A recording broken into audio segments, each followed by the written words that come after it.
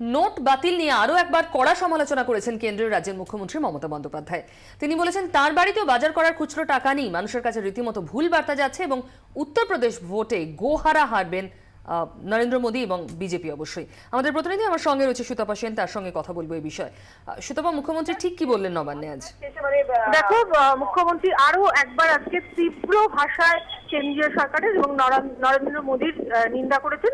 তিনি যেটা পরিষ্কারভাবে বলেছেন যে কেন্দ্রীয় সরকার তারা যে অবস্থা তৈরি করেছে তার ফলে দেশের গ্রামের গরিব মানুষ থেকে শুরু করে দেশের সমস্ত ধরনের সাধারণ মানুষ তারা ক্ষতিগ্রস্ত, প্রত্যেকের কাছে টাকা নেই এবং যখন জানতেনই তারা যে এই কাজটা করবেন, আগে থেকে কেন ব্যাংকে টাকা দেয়া হয়নি, এই প্রশ্ন তিনি আজকে তুলেছেন।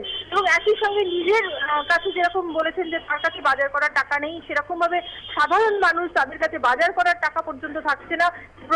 একদিনে 25,000 কোটি টাকা ক্ষয়ক্ষতি হচ্ছে বলে তিনি আজকে জানিয়েছেন। কারণ বাজারে কেনা বেচা দুটোর কোনোটাই কিন্তু হচ্ছে না স্বাভাবিকভাবে, এবং নোট নতুন করে ছাপাতেও প্রচুর টাকা কেন্দ্রকে খরচ করতে হবে। এই বিষয়গুলো তিনি উল্লেখ করে বলেছেন যে নরেন্দ্র মোদী তিনি প্রতিশ্রুতি দিয়েছিলেন সাধারণ মানুষকে যে কেন্দ্রীয় সরকার বিদেশ থেকে কালো টাকা ফিরিয়ে আনবে এবং প্রত্যেক নাগরিককে 15 লক্ষ টাকা করে দেওয়া হবে। সেই প্রতিশ্রুতি তো পালিত হয়নি, উল্টো যেটা করা হলো সাধারণ মানুষের কাছে যে লক্ষ্মীর ঝাঁপি, বাড়িতে বাড়িতে মেয়েরা যেভাবে লক্ষ্মীর ঝাঁপিতে দুটো পয়সা জমায় সেই পয়সাটা পর্যন্ত বাজারে বেরিয়ে এলো।